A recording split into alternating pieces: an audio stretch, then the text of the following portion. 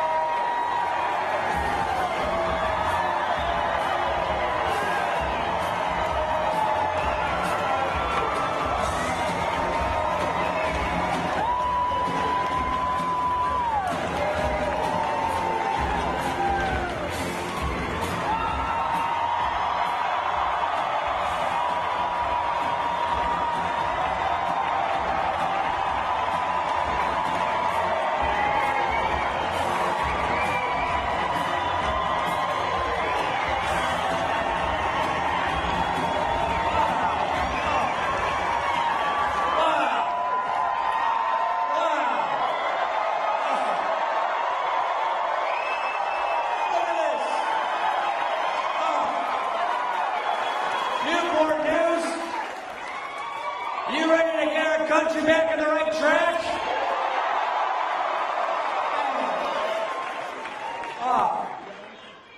Rob Wiggin, one of my friends and a real good hunter, thank you to your service to our country. And Bill Bowling, thank you to your service to your state. You are fine men, and we really appreciate what you do for us. And Christopher Newport University, thank you for this fantastic reception. This is amazing. It is great to be back in Virginia. And you know why it's great to be back in Virginia? Because Virginia is going to elect Mitt Romney the next president of the United States. That's why it's great to be back here. Friends, we have a big choice to make. This is not your ordinary election. It doesn't matter what generation you are in. This is the most important election in your generation. We can stay on the path we're on, a path of debt, doubt, and decline, or we can reclaim those great founding principles that came right out of Virginia, apply them to the problems of the day, and get this country back on the right track.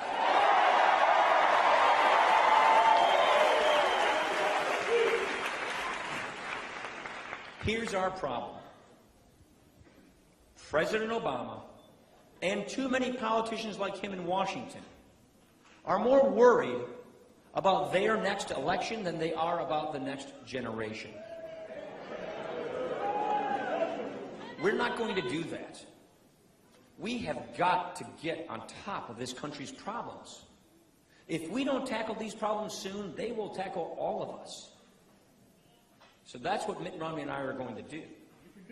We are not going to whistle past the graveyard. We're going to get this done because you deserve the kind of leadership that America is used to having. That is leadership that takes on our challenges, that doesn't blame other people, that takes responsibility.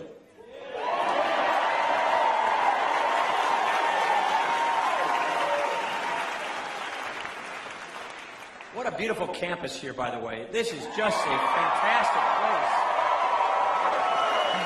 It gives you hope. Here's our problem. President Obama, he inherited a tough situation. No two ways about it. He came in with a lot of problems. Here's the problem. He didn't fix them. He didn't make things any better. We're so much better, worse off. You can't argue that we are better off than we were 4 years ago. We're deeper in debt. Take a look at what has happened to our national debt just over the last 4 years. When he came in on Inauguration Day, your share of the debt, every person, every man, woman, and child in America, their share, $35 grand. It's $51,000 today. This is on an unsustainable path. And the president has yet to give us any solutions to actually fix this crisis. What's worse is the only area he seems eager and happy to actually cut spending is in that primary responsibility of our federal government, national defense. Mitt Romney and I are going to give you specific plans, specific ideas, not only on how to get people back to work, not only on how to rekindle economic growth and upward mobility to get people back on a path to prosperity, but we are going to reject these devastating defense cuts and make sure that we have peace through strength by having the most powerful military that the world has ever known. Please have a seat, everybody. I don't want to make you all stand. I know, I can see. Hey, you got great seats here. You might as well use them.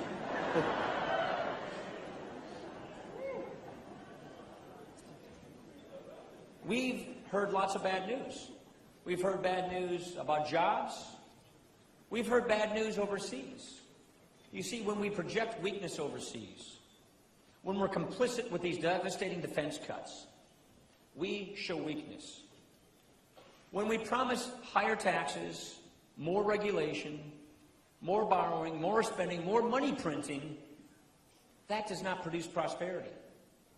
If all this taxing and spending and borrowing and regulating and money printing actually led to economic growth, we would be entering a golden age along with Greece.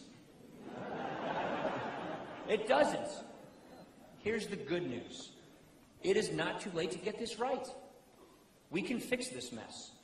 It's going to take leadership. That's why this moment and this man, Mitt Romney, are made for this time.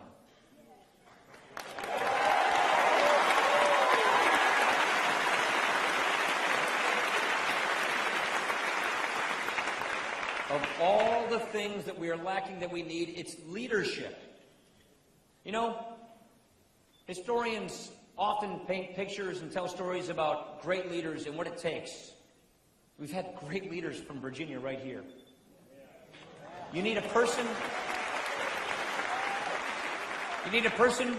with a bedrock of principles, with a moral compass, with a vision for the country and the proven ability and experience to execute that vision. That's Mitt Romney. Look at what he did in the 1990s. In the late 90s, remember the Olympics? Remember all the waste and the corruption and the bloat at the Olympics in Salt Lake? Kind of sounds familiar today, doesn't it?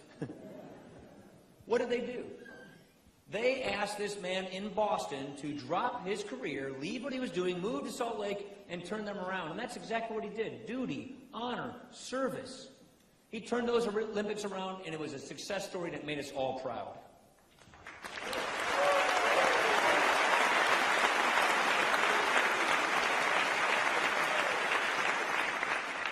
Look at what this man has achieved in business. And let me just say one thing.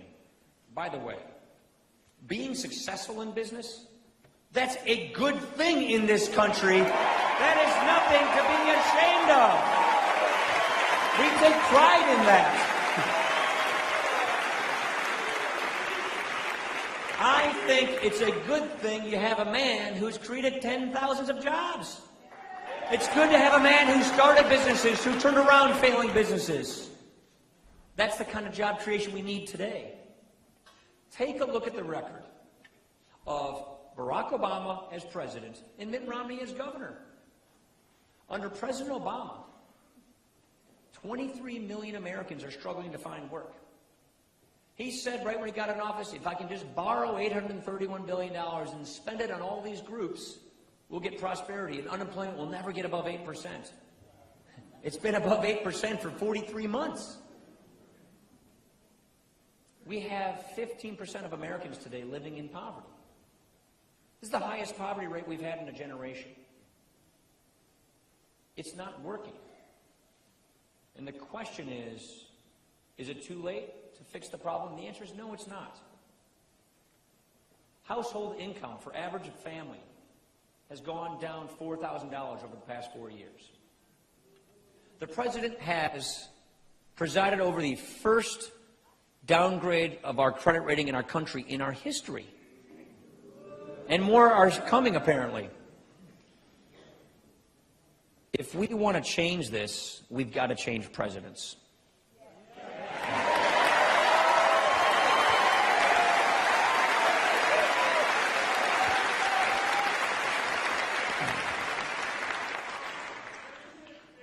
Mitt Romney, as governor, presided over an economic miracle. Unemployment went down. Household income went up by $5,000. The credit was upgraded. And remember when President Obama said that we're not red states, we're not blue states, we're the United States of America. We'll set aside childish things and work together to get things done. This is the third president that I have served with in Congress. It's the most partisan and acrimonious time I have ever seen. It's not working. A conservative Republican governor of a Democratic state like Massachusetts, where 87% of the legislators in the legislature were Democrats. Did Mitt Romney demean them or demagogue them? No. He talked to them. He respected them. Didn't compromise principle, and he balanced the budget without raising taxes. That's the kind of leadership you need. That's the kind of leadership and experience he has.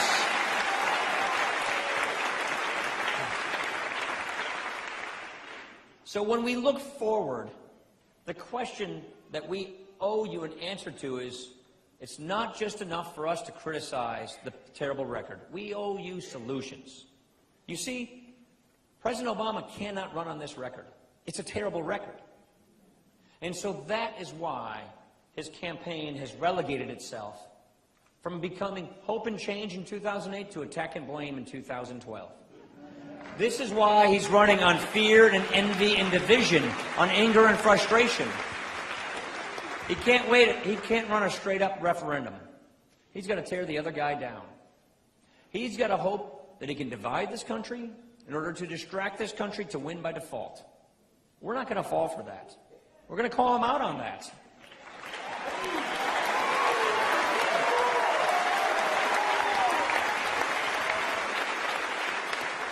And one of the ways we're going to do this is we're going to give you better ideas. That's the great thing.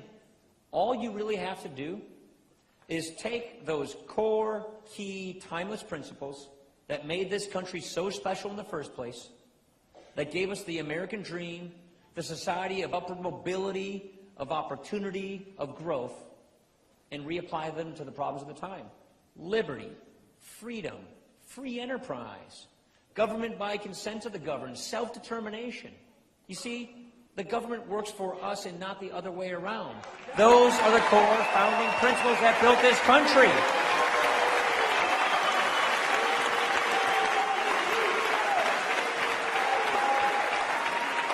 And the Romney plan for a stronger middle class is all about harnessing those principles and applying them to the problems of the day.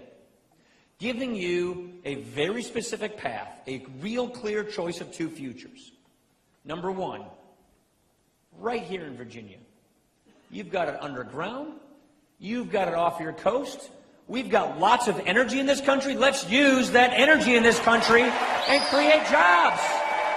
Coal, oil, natural gas, all of the above, renewables, Keystone Pipeline.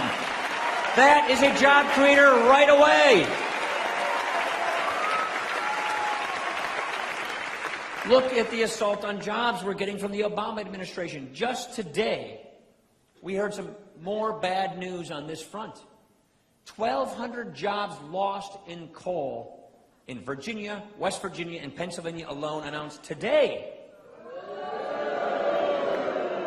The Obama administration's hostility toward coal, toward American energy independence is going to go, and the date it's going to go is November the 6th in 2012.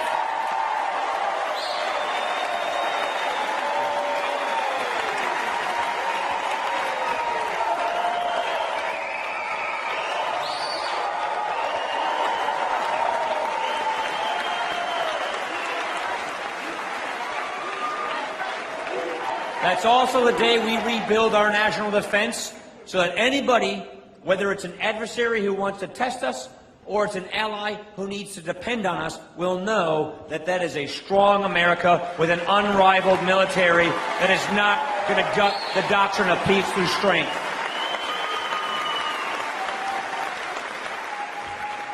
We also have a lot of people in between jobs. Look, I come from Janesville, Wisconsin. I represent southern Wisconsin. I see some great I see some Packer fans in the audience right here as well. Sorry. I just can't help myself sometimes. The point I'm trying to make is a lot of people in their prime working years, in their 40s and their 50s, they've lost their jobs. They've lost their jobs in industries that are no longer there because of this stagnant economy. They need the ability to go back to school, to get the skills, to get the jobs and the careers of the 21st century. We need to fix our education system. We need to back parents. The money needs to follow the child. And if you lost a job, you ought to be able to go back to school and get the skills you need to get the job of the 21st century. That is absolutely essential if we're going to stay ahead of the curve.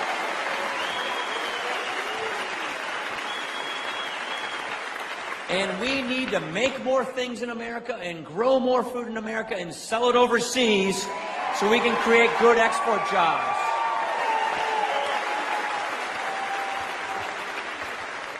And something that I've been working on a long time that's near and dear to my heart, it's really simple. We've got to stop spending money we just don't have.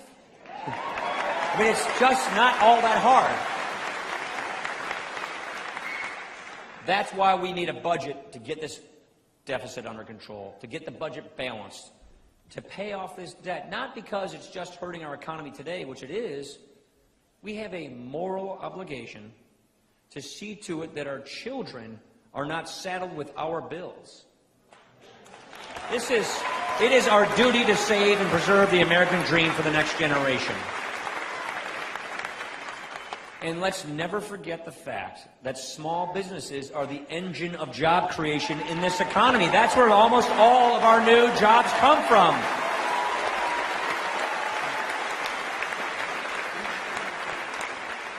Look, where I come from, overseas, we think of Lake Superior. Yeah. And the point I make is this. Other countries, they're lowering their tax rates on their businesses. Canada last January lowered their tax rates on all of their businesses to 15%. President Obama is promising that this January, the top tax rate on most of our successful businesses goes to above 40%. That tax increase doesn't even pays for about 8% of his proposed deficit spending. This idea of taking more money from families, more money from job creators, and spending it in Washington on cronies and pet projects is failing us. And I gotta tell you, I am so proud to stand with a man like Mitt Romney, who knows from first-hand experience, whether you're in Roanoke or Newport News or Janesville, Wisconsin, if you have a small business, you built that small business. That's the essence of this country.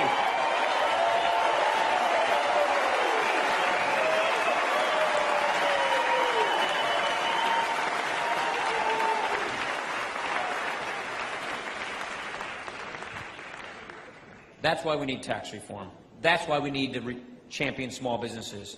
That's why we need to tame the regulations that are coming out, putting this huge cloud of uncertainty.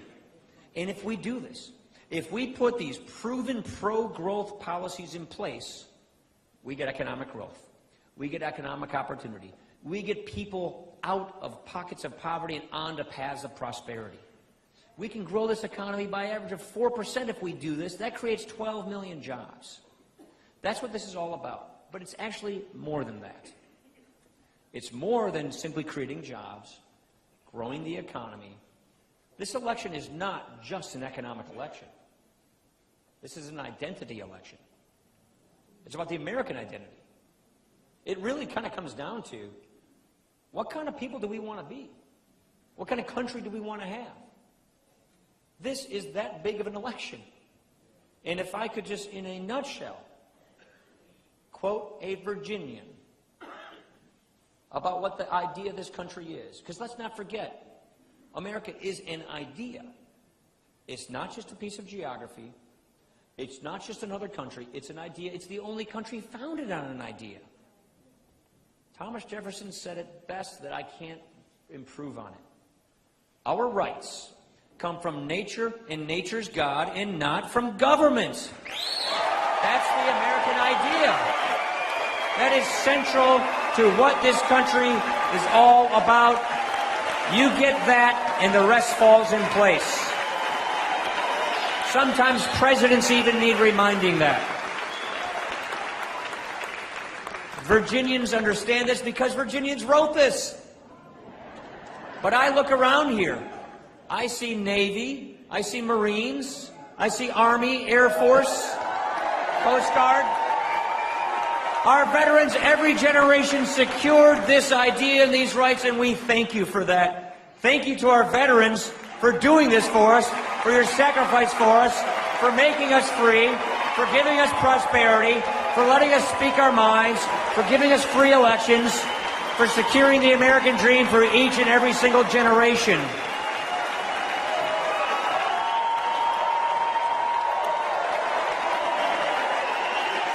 This is it.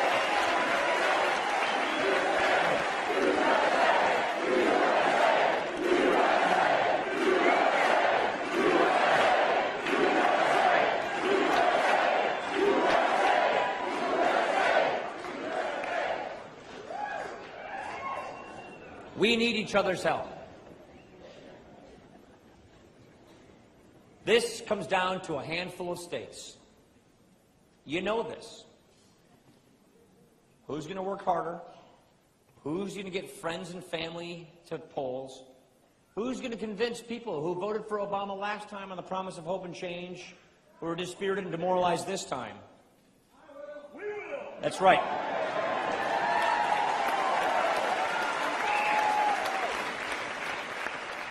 And here is our commitment. When I always look at an election, I've had 7. It's a covenant you reach with the person who elects you. You see, we believe that you need to tell people who you are, what you believe, what you will do, so that you earn victory, so that you deserve victory, so that when you're elected, you have the right, the moral authority, and the mandate to actually do it. So this is what Mitt Romney and I are pledging. We are not going to duck these tough issues. We are not going to kick the can down the road and see our country have a debt crisis and see our kids get a diminished future. We are going to lead and take on these problems before they take us over.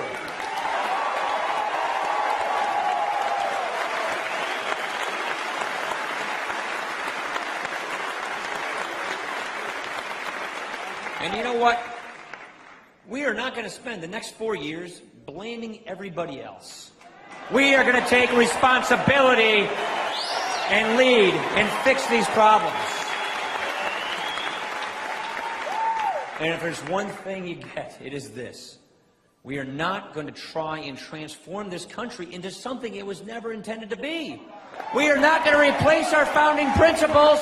We will reapply our founding principles. That's what makes this country great in the first place. That's who we are. We can do this together with your help. Virginia, Newport News, we need your help. We can get this done.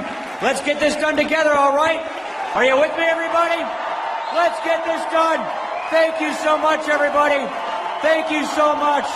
Let's do it, Virginia. Let's do it, everybody. Thank you.